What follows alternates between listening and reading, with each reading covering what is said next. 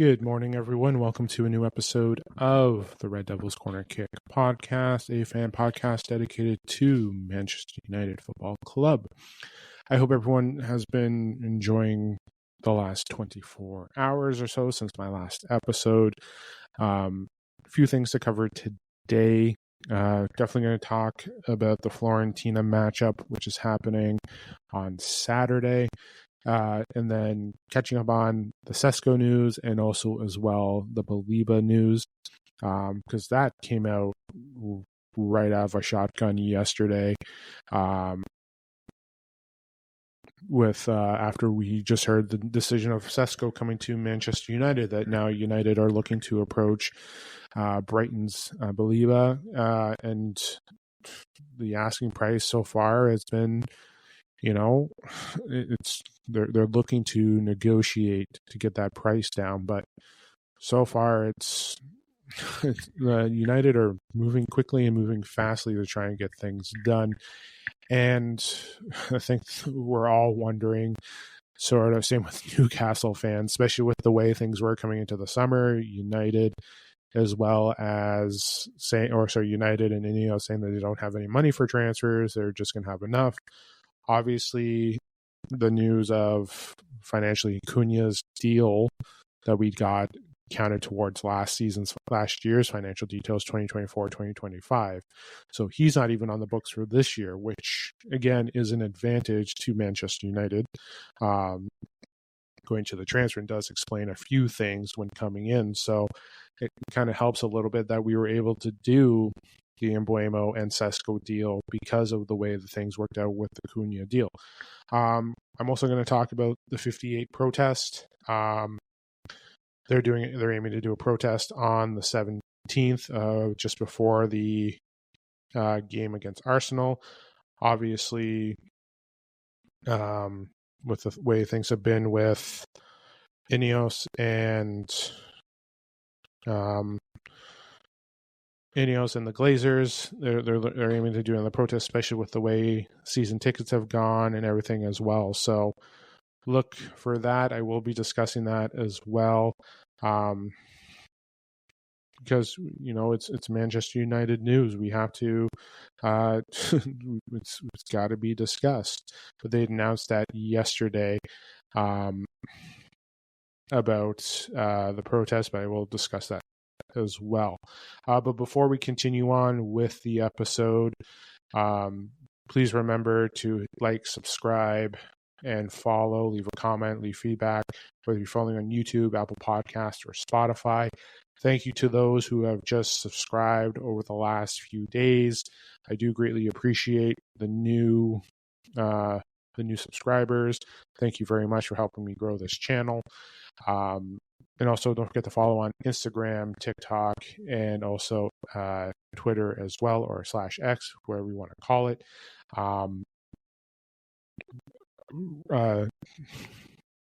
Almost forgot my handles. The Red Devils Corner Kick Pod for Instagram and TikTok, and then RD Corner Kick Pod on X. But yeah, let's go to what we're talking about here. We have the final preseason match for happening on Saturday. Definitely having at Old Trafford. David De Gea is returning to Manchester United, so we know that will be happening soon. But what to expect? What we're going to look at when we're coming into this final match? Listen, we're a week away from the Prem, so the question is, do we go, what type of lineup do we set up? Which players are we looking to see?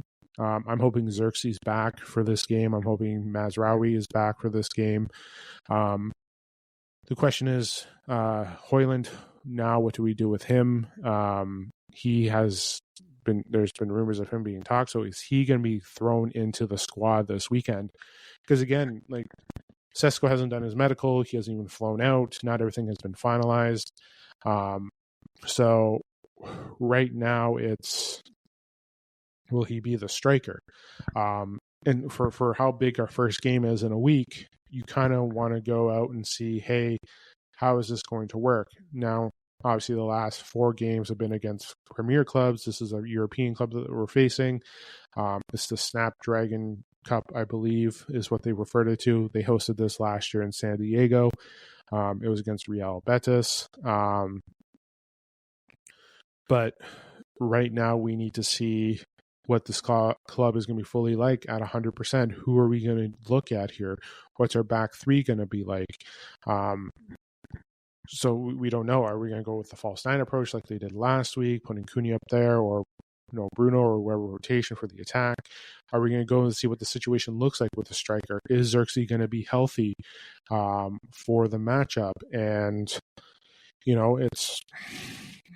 it's a question mark there of like, how are we going to prepare? And we don't know. It's hard to say right now that having him healthy is good.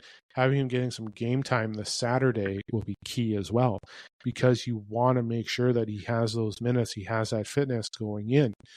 Again, this game shows importance of getting talent out there, getting the fitness in, getting the system going and showing, but we can't show like fully 100% because, again, we're playing Arsenal the next week. We can't show our hand against an exhibition against Florentina. I know that we're back at Old Trafford. The big thing is, obviously, David De Gea is returning. Obviously, the way everything went down, his final time with Manchester United, we understand. And it'd be good for the club. Like, it's going to be good for the fans seeing him back and everything. Obviously, the bonds that he had with his teammates, he's going to be there. But, we have a lot to look to for next week. So it's going to be it's going to be interesting to see how everything plays out this weekend. But seeing Xerxes back is, I just posted something up here, United fans reacting about Xerxes playing a video game during Everton.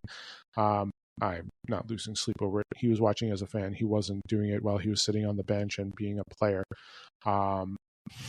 But yeah, I'm not going to lose sleep over that. But having him healthy is one thing. So, like I've said, every game, I like to see an improvement from last week.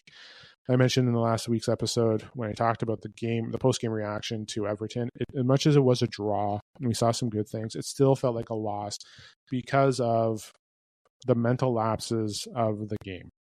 There were issues. Leading up to it on Everton almost scoring early. There were issues trying to maintain the ball. There was issues in the midfield. There was issues of trying to get things going in the attack. Cunha was not much involved. It's trying to find the right formation, and obviously Everton. Obviously, you didn't want to get everyone in. Obviously, there wasn't much showing of the youth into that game. Maybe this Saturday you'll see a little bit more youth. Maybe we're going to see Kone's debut in Manchester United in this game, because we haven't seen him play so far on the tour. Collier, I'd like to see him get some action. Again, like I've said the last few games, the two people I want to see start together is Diego Leon and Patrick Dorgu together on the field, just to see what would happen. Again, I'm going to do what I did last Sunday or Saturday when I did my preview. I'm going to give you 2 squads. The one that I would love to have, the one that I would think, and the one I think they're going to approach with going into Saturday. Just because I want to see that. I want to see more out of Bueno and Cunha. I want to see them.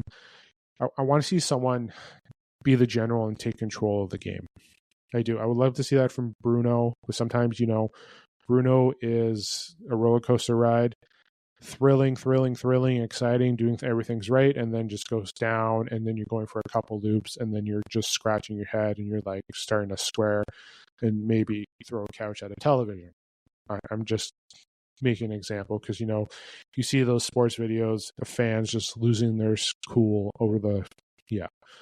But You get the gist if you're listening to what I'm saying. But I want to see someone take control, lead, and like you see Bruno doing that, but Cunha and Buemo, those guys just taking their steps and making the movements there to go and score and win. The striker position, again, like I mentioned, it's hard to say who's going to be the striker on Sunday. You may have the same starting setup as last week against Everton because Højlund is potentially leaving. Xerxes, we don't know if he's going to start. Cheeto Obi may be the starting option. So you look at that there. I may have to give 3 predicted lineups. But yeah, like you're like the striker situation is going to be tough. We know probably Mbeumo and Cunha will start. Bruno will be in the pivot. Who's going to be his partner? Well, in the mid, it's going to be a rotation of either Ugarte, Casemiro. Maybe you get Mainu in there. Maybe you see Kone. Maybe you see Collier get the start with Bruno because Collier can play that position. He does play it very well. And then, it's hard to say. We'll be talking about the potential target of Baleba later on, but you're going to look at one of those guys there. Maybe Kone gets his start. Maybe Kone comes on at half, just maybe Kone and Collier together start. It's a matter of, what Amorim wants to do. Now, the wingback situation is going to be a complicated one. It's going to be a complicated one going into the season. The reason why I say that is because what do you do with Diego Dalot? As much as Ahmad can play the 10, we have 2 10s there, like in rotation pierces, especially if you're going to have multiple games in a week. We don't have as many games. We have 2 domestic tournaments. That's it. That's all we have. Other than that, it's just Prem games every week. So you're going to see, they're going to be playing once a week. Then you're going to have the occasional Cup or FA Cup game because those are going to be every other month. So you don't really know how things are going to work out and play out, but you're going to be spending more time, having them get the system in, familiar with the rotations. So you're going to watch how this plays out. But in the end, like going back to it, because I know I went a little sidetrack and I started talking about other games, but Diego Dalot, Ahmad, you're also looking at Dorgu solidified the left side. That should be his spot for the way he played this preseason, how he was playing near the end last year, and the growth that he's had since joining the team. You have to wonder who's going to be there because, again, offensively, Ahmad can do it. Ahmad's better offensively than Diego Dalot. He offers more. Not only that, he can track back and play D. So that's a benefit there. Same with Dorgu. They both can track back and they can both offer things offensively. Diego Leon, who have we seen, same as Dorgu, not quite there. Like, I know we had that stumble, but his speed, his everything, obviously he just needs a few things to work on, but you saw how well he progressed. Again, I would like to see him play on Sunday or on Saturday as a starter with Patrick Dorgu just to see how everything plays out. But yeah, the question is like Dalot. The back 3, obviously I'm happy with the rotation they've been doing. Obviously Yoro, Dalit are going to be the starting 2 going into the season. Now the next is going to be how are you going to do the rotation with Luke Shaw, Aiden Heaven, and Mazraoui. I think Mazraoui is the top spot to be in there. Then you have those 2 in the rotation. Depth is going to be happy this year. I'm happy with depth this year, especially with the less amount of games that we have.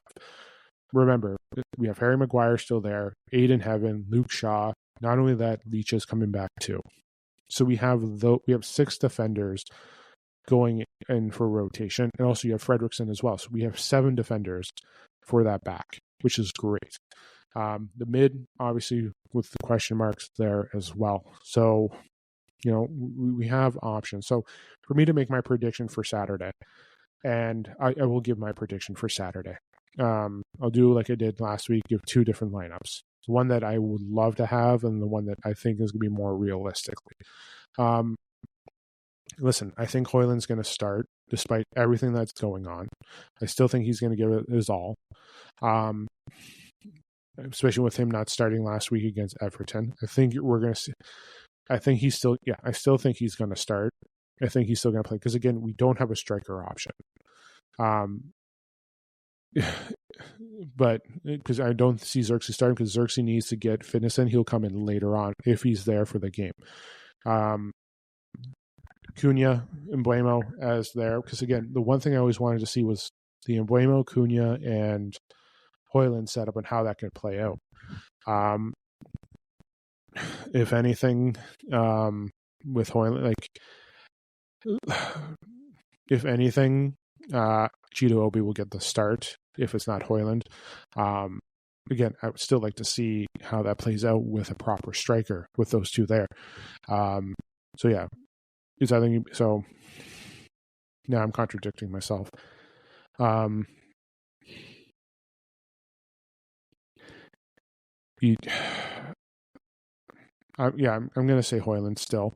When I do my predicted lineup, yeah, what I would like to see, Højlund with those two, Bruno, Ugarte.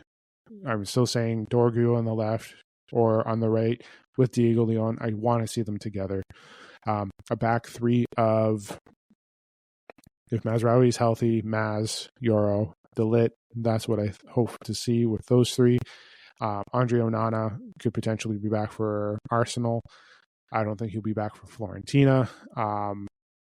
So Bayender will be in net, or he may go with Tom Heaton, but I think it will be Bayender. That's what I would like to see. Sounds very similar. What I think may happen is, like I mentioned, the Højlund situation. It could potentially be like last week, where you have Cunha, Embuemo, and Bruno starting at the top front. I hope he's not going that. I hope he's going to give Cheeto Obi the start. I do. And I think it's going to be with Cunha and Embuemo, just because it's the last preseason game. You want to give some of your youngsters there. So give Cheeto the start. You can bring in Xerxes later on just for rotational purposes. Also possibly Højlund, because if anything, Højlund will start on the bench. Xerxes should get some minutes in because of fitness if he's healthy, ready to go. But if we're starting everything, Cheeto Obi with Cunha and Embuemo. And it's kind of a good thing for a young guy like that, because they can tell and help the youth guy, help Cheeto go to the right spots and make the right decisions. In the back three, for the wing backs, Dorgu should be starting. He didn't start last week. Then you're bringing on Ahmad at the wing back for right, and then Bruno, Ugarte in the middle. Back three, I think it's going to be Yoro, De Ligt, and Shaw, and then Bayender to start. That's what I'm going with. Just because Shaw has started a little bit, he has played okay. He hasn't played great. He's not going to be starting against Arsenal, but I think Shaw will be there. If Maz is going to be back, he'll be coming off the bench for fitness. He should be the starter going into Arsenal. So that's my back three. What would I like to see from that starters? Again, control, possession. Someone just not take control, but command and just lead with that squad. Control the ball, get everything going, get the offensive moving. I would like to see some goals scored. I don't want to rely on a penalty. I want to see offensive moves. I loved Mason Mount's goal last week. It was great. Mental lapses, we can't have that again. Mental lapses the last two games. Two games in a row, own goals. Last week was just horrendous. That's why I meant it as a loss, because of that mental lapse. We can't keep having that again, because we've had those issues before. We had them much last year. We even had them with Ten Hag as well. We have to be mentally prepped for this game and close it out. That's what I'd like to see going strong for Arsenal next week. So yeah, that's my loving preview of the episode for tomorrow, for the lineup on on Saturday against Florentina. David De Gea is returning, which we're all excited to see. So we expect Old Trafford to be going bananas on Saturday. So so again, my lineup, what I'm expecting, or lineup what should be happening. Cheeto Obi, Cunha, and Embuemo, Dorgu, and Ahmad. You're also looking at Bruno, Ugarte in the middle, and then the back three, Euro, DeLitt, and Luke Shaw with Binder in the back as your lineup. So, okay, I spent a little too much time discussing the Florentina matchup. There is a few things I still need to get to, so let's get to Sesko and Baleba. Okay. So yes, obviously the Sesko deal, everything is still on pace to get officially done. So the one thing that we're waiting on is, yeah, just looking at the evening news. Man United have been trying to get Sesko for the last couple of years. Everything is still finishing off and getting the deal done. I believe I read somewhere he's set for his medical. He's been given permission to go. So that's getting there. The medical is getting there, being healthy, ready to go. Again, I don't expect anything to be done. I don't expect him to be here as late as Sunday. Earliest Sunday. Like, he's got to be here for next week. We have our first Prem game. He won't be starting the first Prem game, but it's like he's got to be ready. Like, yeah, like we need to have him here so he can start prepping, but it's going to take some time before we get, everything finalized. But just keep an eye on that. So yeah, sorry if I just sounded like I just drifted off. Sesko should be here no later than Sunday, and hopefully he's signed, ready to go, jersey shown, and he's at Carrington Monday, ready to practice, do his 50 press conferences, along with Amarim 75. But yeah, it's there. The one thing is, too, as much as like this kind of started to overshadow the Sesko news, but yeah, Baleba news with Manchester, like, news came out that Manchester United started inquiring with Brighton about Baleba. So yeah, just looking here, this is 1 hour ago, if it is true. Yeah. So yeah, Benjamin Sesko snubs Newcastle with fee agreed for Manchester United move. Manchester United agreed to a 66.5 million fee for Leipzig's Benjamin Sesko. This is as regards to the Independent, the Slovenian striker who can cost up to 73.7 if add-ons are triggered. So that's update, but that just came up here. Just taking a look here. So yeah, so the final deal. Yeah, so I love how these are all here. Okay. All right. So the Baleba deal. Baleba news, sorry. Brighton's chief just came out an hour ago. Chief executive Paul Barber insisted there is no contact over a move for Baleba. Manchester United is said to be interested in the midfielder and have used formal connections to see if a transfer would be possible. But when addressing the future at a fan forum, Barber said, "We've got some great talent. There's always something going on. Interest in our players. Manchester United have not been in touch with me. From that point of view, speculation is speculation. We will always try and make sure we sell our best players at the right time, not just for the player, but for also us." That's a different take from what I've been hearing in the last 24 hours. Especially with every fan channel and news outlet and everyone going bananas for just the inquiry. From that report, it sounds like nothing has actually happened. But yeah, from everything that I've been hearing, or for everything that we saw in the last 24 hours, that United were looking to go in. There's talks of a 90-10 purchase. United are looking to get him down to 70 to get him there. It's, yeah, I'm a little shocked that, the executive officer came out and, excuse me 1 second.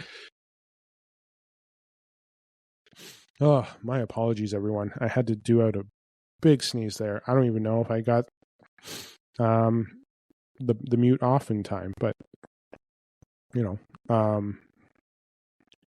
but yeah, everything I just read just came from the Independent. From what they're saying, from the executive officer saying, there's been no contact with United or with them about him. I think they might be going through Baleba's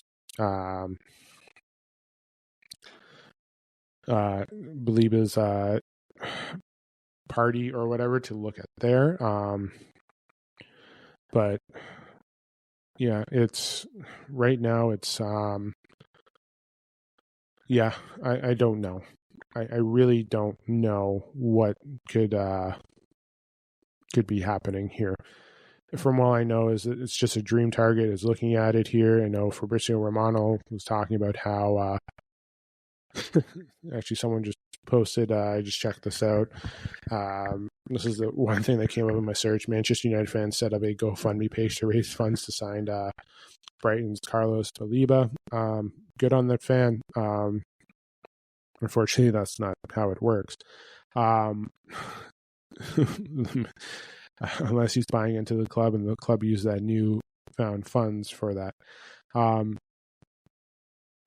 But yeah, listen, Baleba is an incredible midfielder. Can we get him? I don't know. I'm not working out how the funds are working. United have the funds.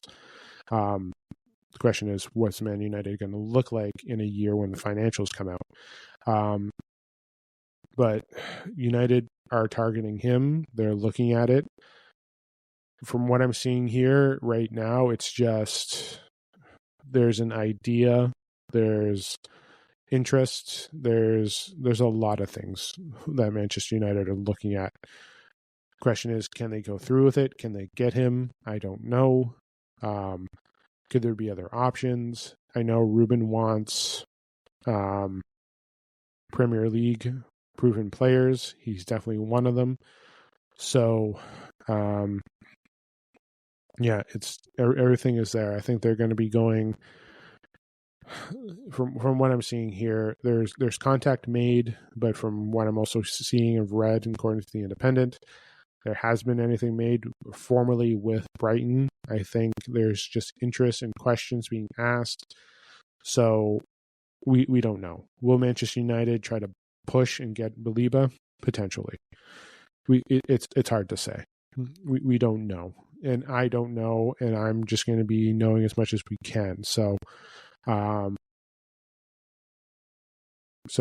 it's a matter of what's going to be the decision. So, but don't get me wrong, it'd be great to have, but right now I just wanted to repeat what was just stated in the Independent 1 hour ago, that no contact has been made. And this is done by the chief executive, Paul Barber, at a fan forum. This is reported by the Independent that nothing has been there. So the news is always all over the place. We hear one thing, we hear another, but I know us, the fan, the world, just got excited when we heard there's interest and potential in them trying to make moves.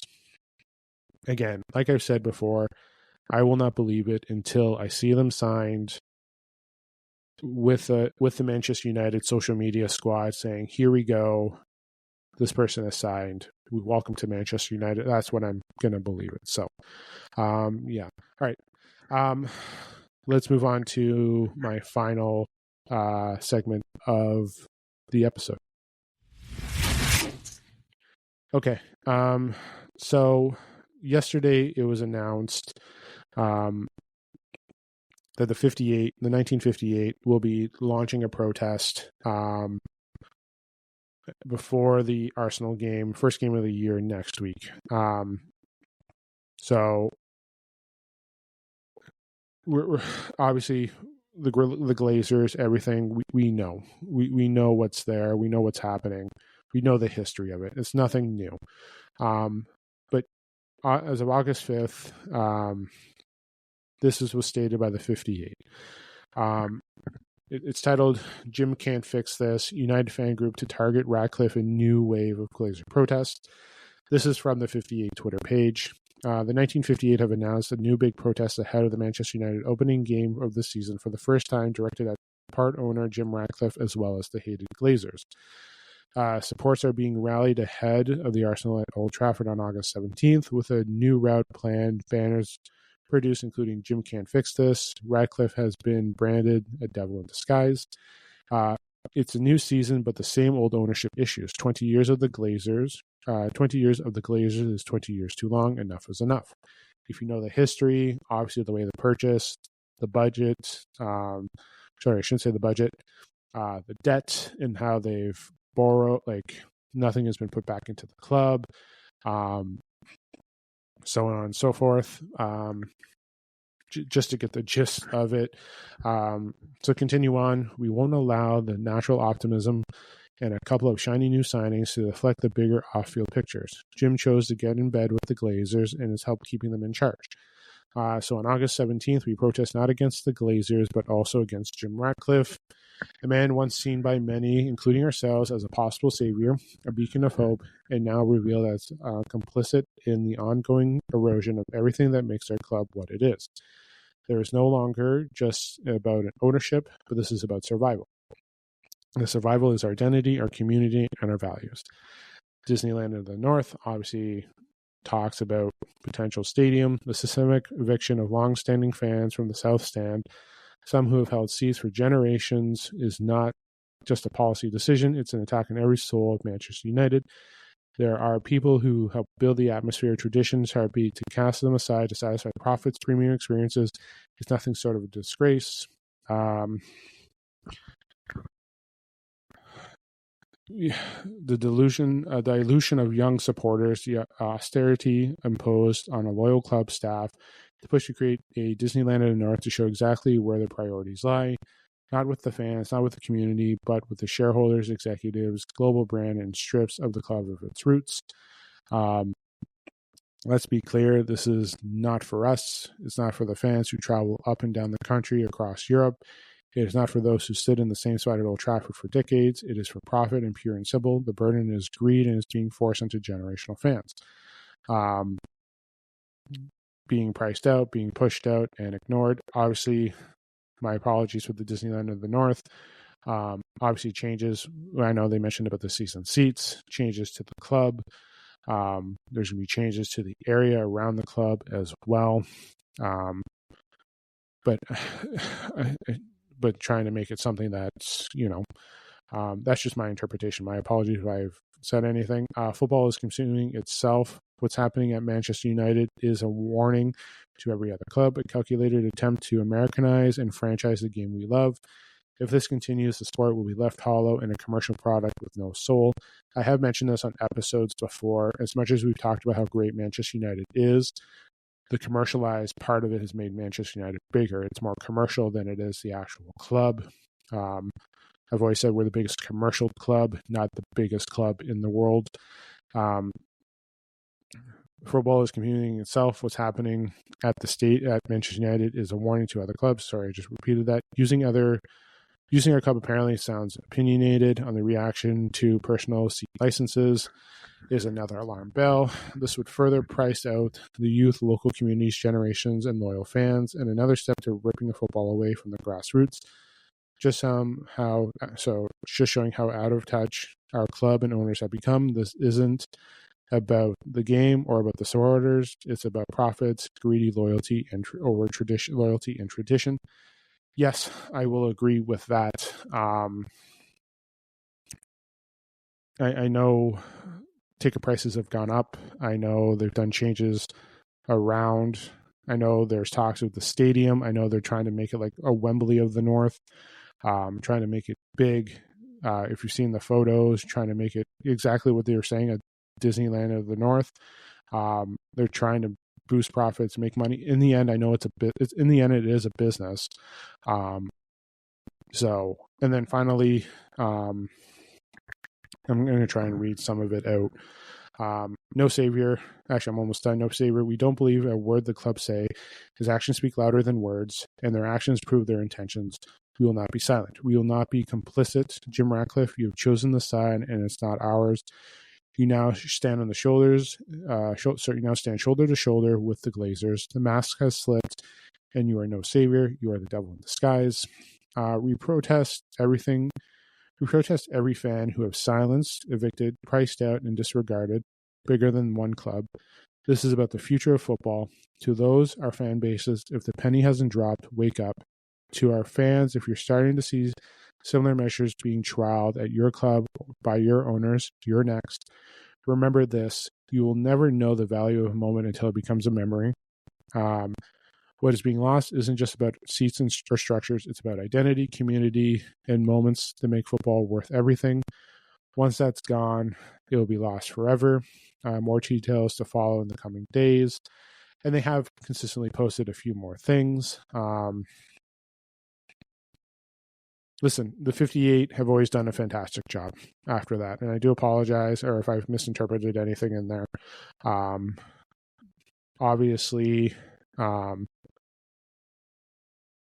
they obviously everything that's gone on. They posted something the last day. We've reviewed the initial response to our protest announcement and intentions. In the reviewer response, we will be putting together a survey to our members to gauge their thoughts on the inclusion of INEOS and actions.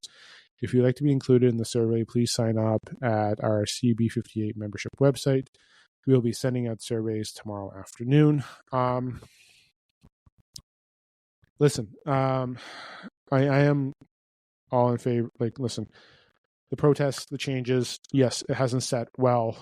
Obviously, with them announcing the stadium, announcing changes to around there, the seats.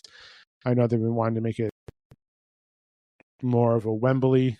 That's what they're aiming for, trying to get stuff around the community to be changed. I know prices have gone up. I know they put restrictions on season seat holders.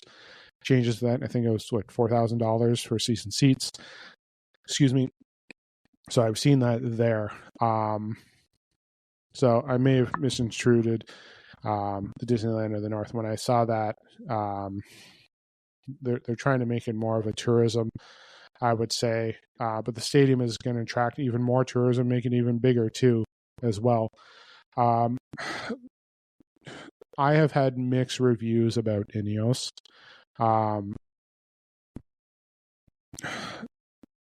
With everything going on,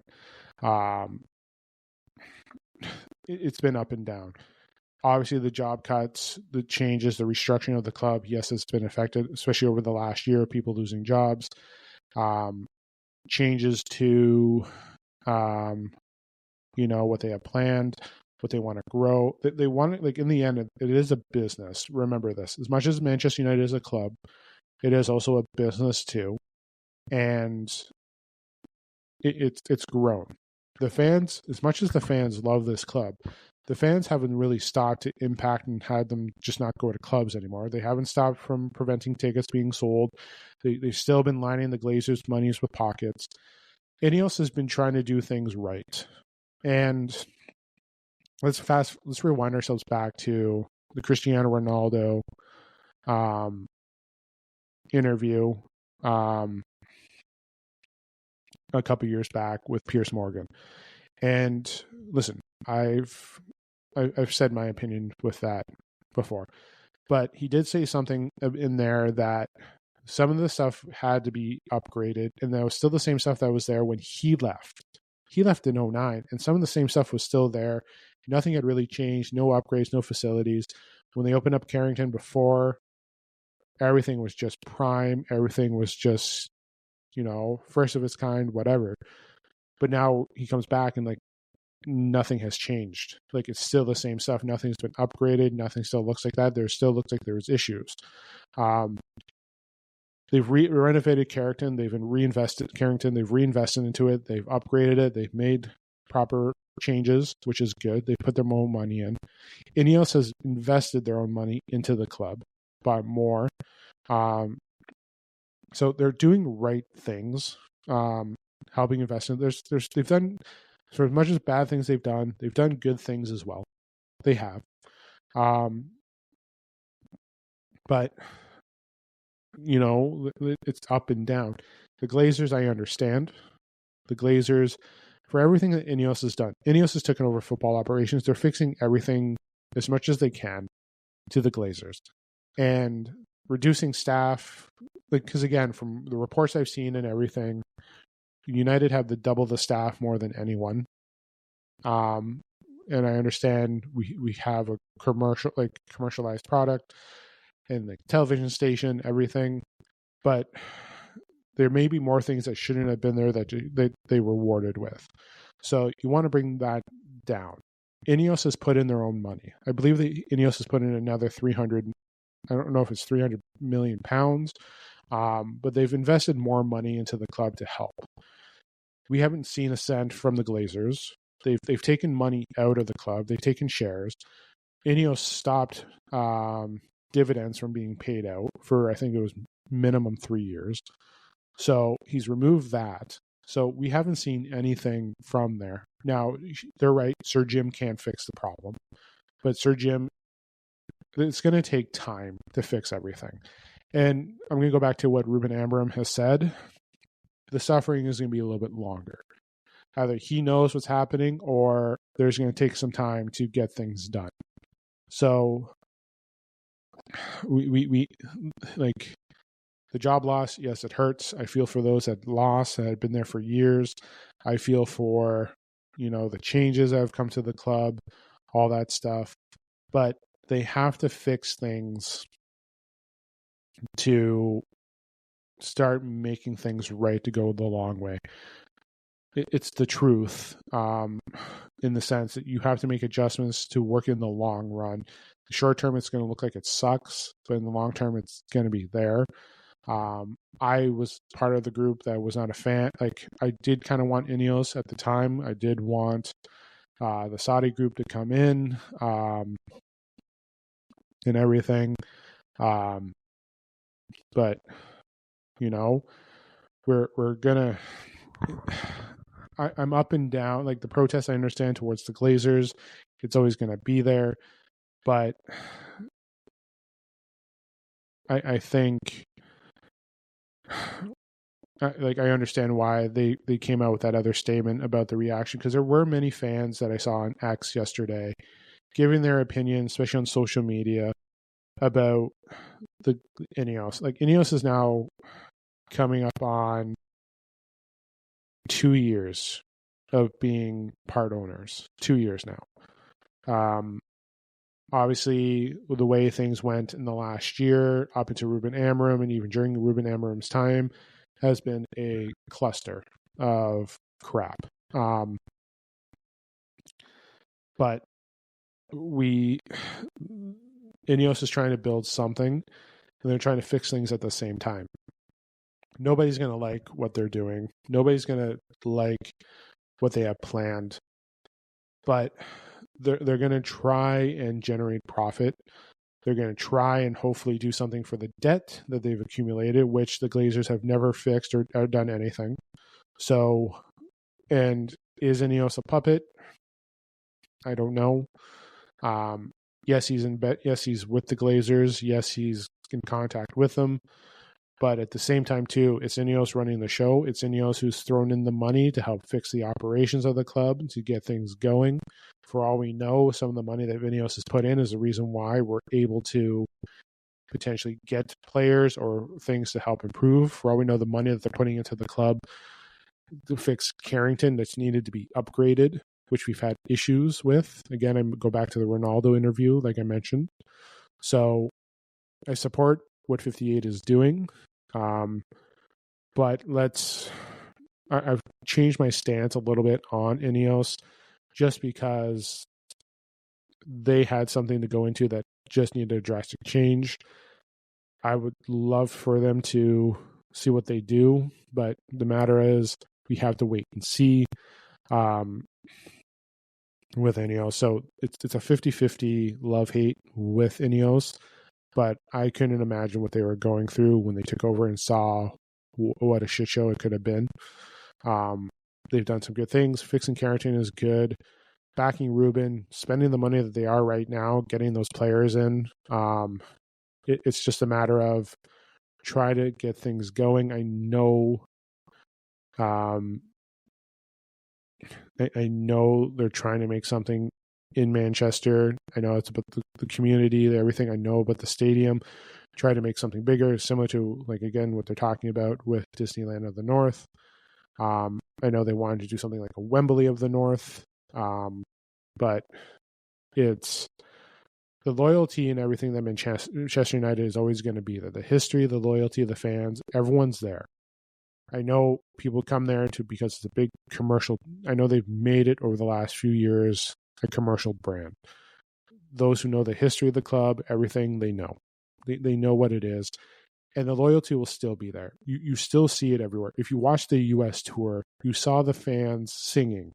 You saw the fan groups everywhere. You saw what it is. You saw the supporter clubs at the pubs there. The loyalty, the history, the love of the club is worldwide. But it's not just in Manchester. It is global. And I understand where the 58 are coming from. But in the end, when they're talking about the loyalty, everything, the loyalty will always be there. The honor, the history of the club will always be there, because when you look at it all here, it's remarkable. Again, I was looking at the supporter clubs in Atlanta, Chicago. There's one in New York. I'm here in Canada. I know there's a bunch all over in Ontario. So we know the history, know what it means. We know what it does to the club, but so there. But yeah, the protest is there. I'm just going to support the protest because I know what they're trying to aim for. And they posted a video from August 3rd. Glazers out in, actually that's a Red Army, or not Red Army, sorry. Pittsburgh Red Army. So obviously Pittsburgh fan group, supporters club. This one guy has the flag backwards. But in the end, yeah, no, they realized. No, yep, they fixed it. But yeah, listen, the supporter groups are there. It's everywhere. But Ineos is doing what they need to do to help try and keep the club surviving. Sometimes it may not like what you like. There's always going to be opinion there. So I'm going to leave it there. I'm going to leave it there. So yeah, leave it there.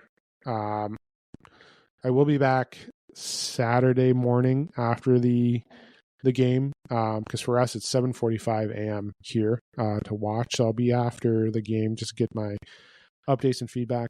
I might do one more episode tomorrow. The reason why is just because I didn't know when I was going to be recording the episode of the preview. So I will be, I'll be back. I may be back tomorrow. I'll see how I feel in the morning. We'll see whatever news has happened too. But yeah, just before we go again, Sesko is on his way to do his medical. From what I've just learned, everything looks like it's been finalized with the agreement. So Sesko hopefully should be here Monday, potentially. For all we know, he's being introduced Saturday. I think they're going to try and aim for him to be there Saturday, but time will tell.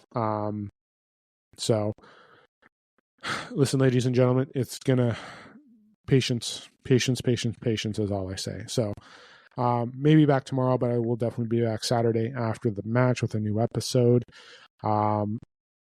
And we'll see what's happening with Baleba as well. So we don't know. Obviously, there's updates with transfers. Garnacho, Chelsea's somewhat moving forward. There's talks of there's an Italian club looking like they're interested in Sancho too. What else is new?